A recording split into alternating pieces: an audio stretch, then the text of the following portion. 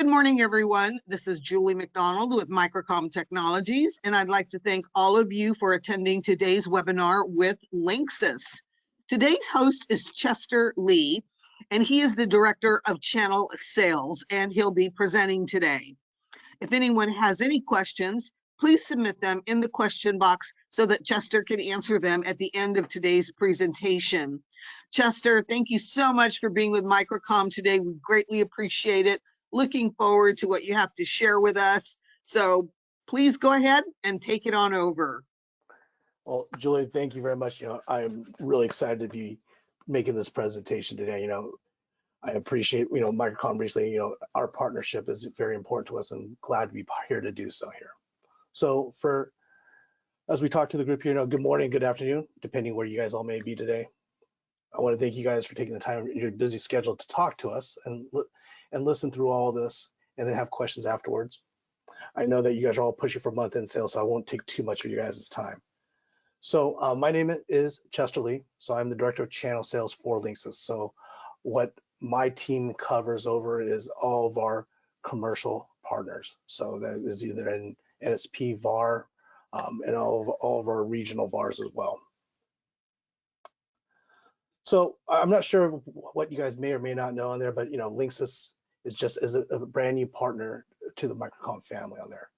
We started this process of getting set up at Microcom around Q4 and finally got squared up in Q1. So we're real excited to have that happen to us.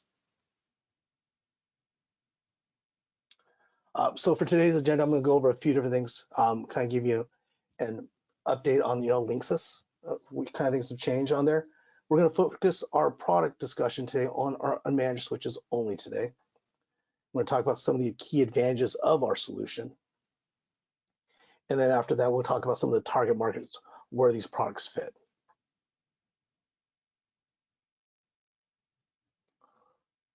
Sorry. So, I believe that many of you are familiar with the Linksys brand, dating all the way back into the early 2000s when you talk about the WRT54G router. That was an open source router. So for all you guys who are programmers in the past, that is, our history on there.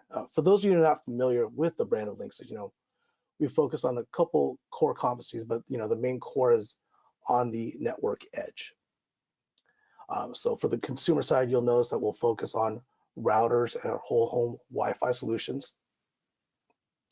For the SMB market, we'll carry a comprehensive line of switches and access points on there. Over Linksys' history, we've changed ownerships a few different times. If you guys are not aware, started back when Cisco purchased us back in 2003. Then after that, Belkin purchased us from Cisco in 2013. In 2018, though, Belkin was purchased and all its subsidiaries, Linksys, etc., was purchased by Foxconn, who is an ODM manufacturer overseas. But what many probably don't know is actually the recent changes over at Linksys and our new ownership changes. So back in 2021, the beginning of the pandemic timeframe on there, Fortinet made an initial investment into Linksys. And then in 2022, there was a secondary investment by Fortinet into Linksys, which gave them controlling ownership of our organization. So with that change in ownership, it kind of is adjusting the way we are focusing our business. Fortinet being a large cybersecurity company, will start to embed some of its capabilities into our products moving forward.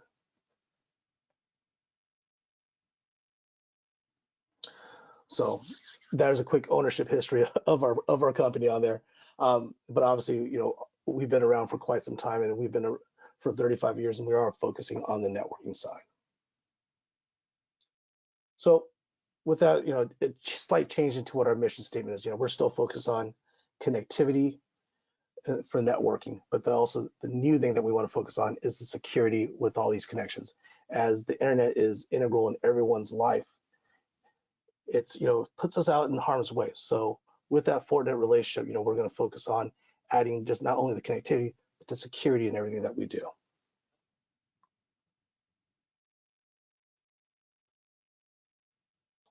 There we go.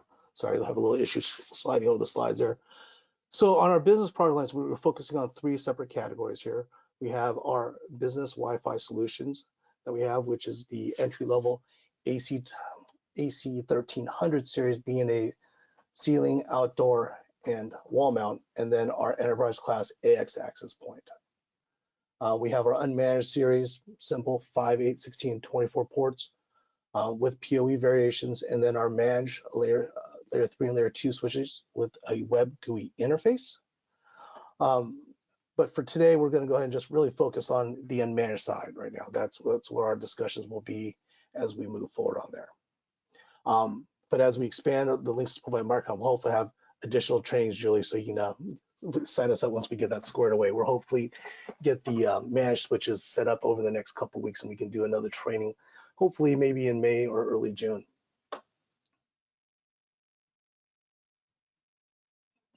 So as we look at the unmanaged switches, we only carry gigabit switches. There's no more 10100. Obviously, 10100 is definitely a much older technology, and the prices have come down so much that gigabit and 10100 are fairly the same price. So we carry all 4 flavors of it: 5, 8, 16, and 24 port solutions on there. And then on the 8 port, 16 port, and 24 port solutions, we also have a sister PoE product to that. For some clarity, those are half port PoEs. As we've noticed at the edge of networking, a fully PoE switch isn't really necessary, and provides better cost efficiencies for consumers and for businesses. So using half the ports for a PoE solution and the half for other, for example, like at a desk level, and then the second connection is for phones.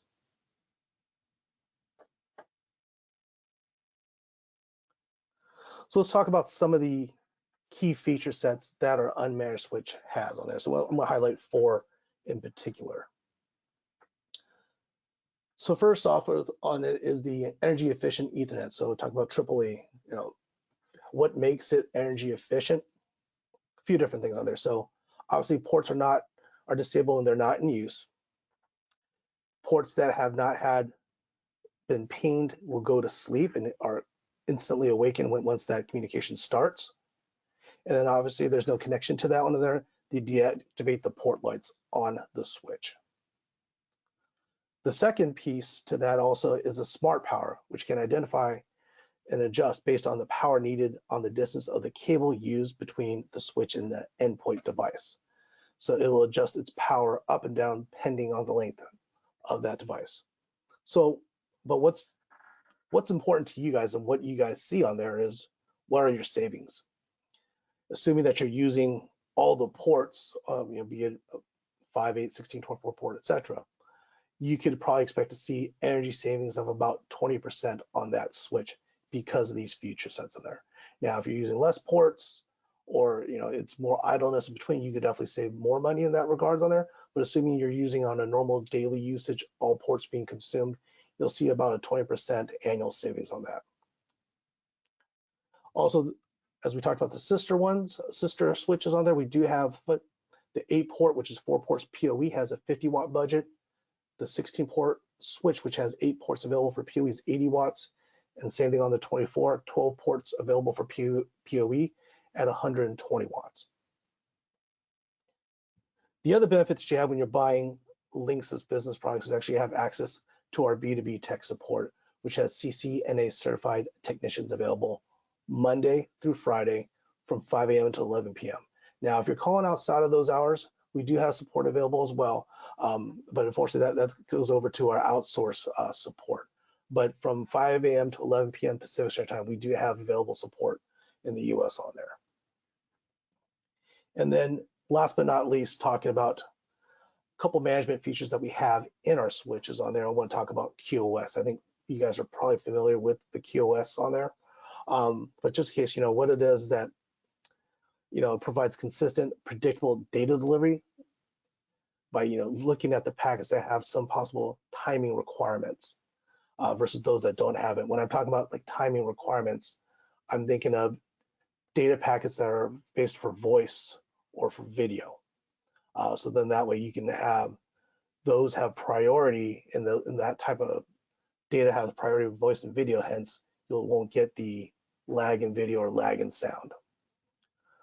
For myself, we talk about QoS, you can also use it for gaming. So if I'm doing my Xbox, late night gaming, hopefully my kids aren't still up, but then that would still give me a priority, so I don't have the lag in my video games. But that's a similar kind of thought process there, is to prioritize what you define as most important. Typically in an unmanaged switch at the edge level, you are prioritizing the voice and video packets of data. Second thing that we have on there is the flow control. And this is where we talk about the process of managing the rate of data transmission between T nodes, because you might have some issues where one side is faster than the other. Hence, what that becomes, if one side's sending out data that's faster than the slower side can receive, you can get lost packets on there. But with the flow control, this will guarantee that the full amount of data in that packet is sent through.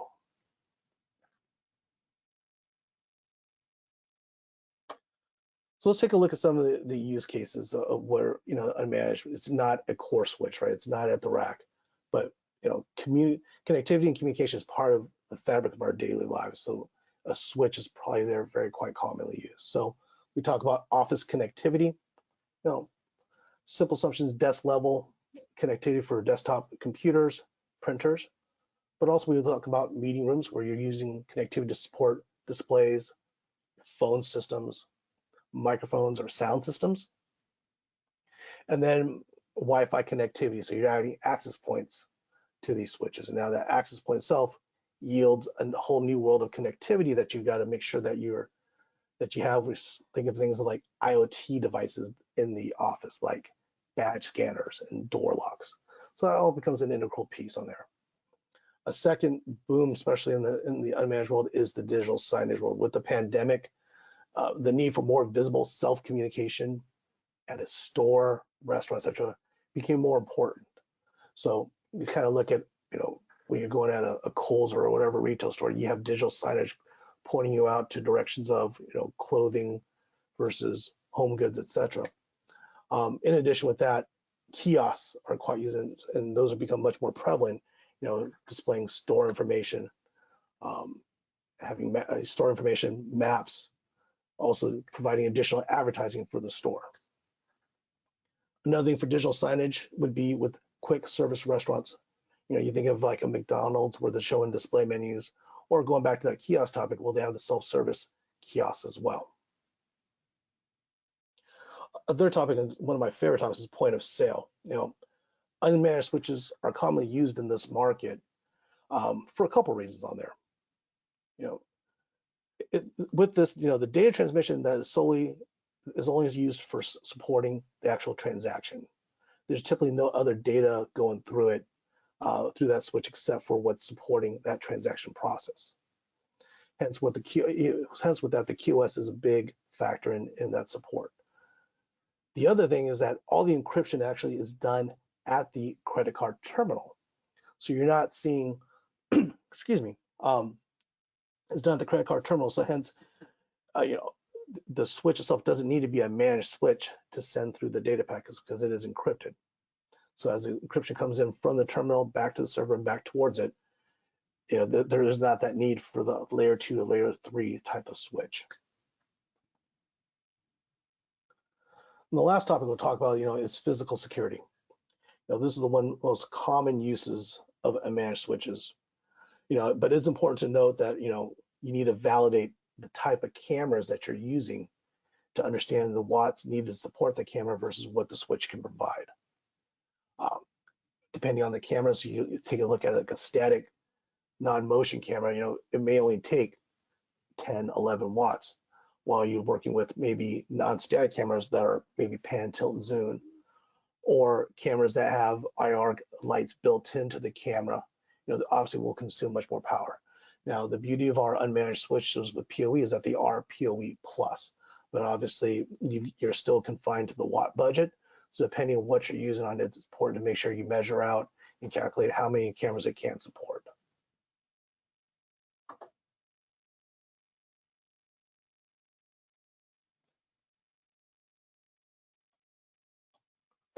Okay, sorry, I hung up a little bit on me on this side here. So currently speaking right now, we have 7 products set up at Microcom, which is all of our unmanaged switches.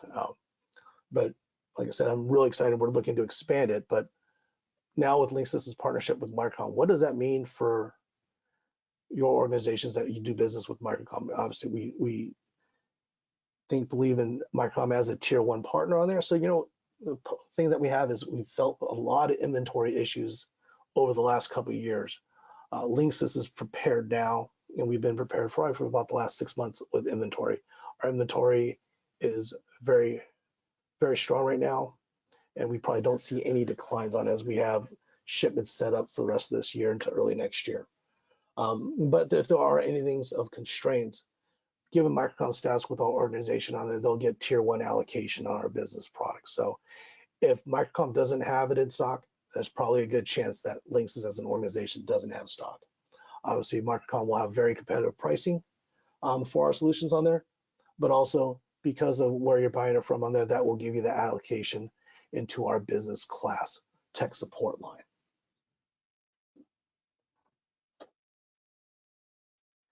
And, that's all I have for you guys. I would thank you very much. I appreciate the time you guys took today to sit and listen to this presentation. I look forward to having an upcoming presentation to go deeper into our other product lines. But if there's any questions about our products or other solutions, here's my contact information. My name is Chester Lee. And then also we have an inside sales rep support in this account as well. That's Taylor. And then last, I just want to repost it back. Here is also our business tech support line. So if there's any questions on product or post-sales or pre-sales support, please feel free to reach out to that number. And Julia, that's all I have today. Thank you so much, Chester, for that wonderful presentation, and especially for all of that contact information that I would probably be asking you for. So thank you so much for having it up on the screen for everybody. We greatly appreciate it. And I do have some questions for you. Let's go ahead and get started with the first one. Let me see here. Okay. First question, how do you handle firmware updates and security patches for your unmanaged switches? So the firmware itself will have to be done individually on there. So it's not, because there's not a cloud-based switch on there.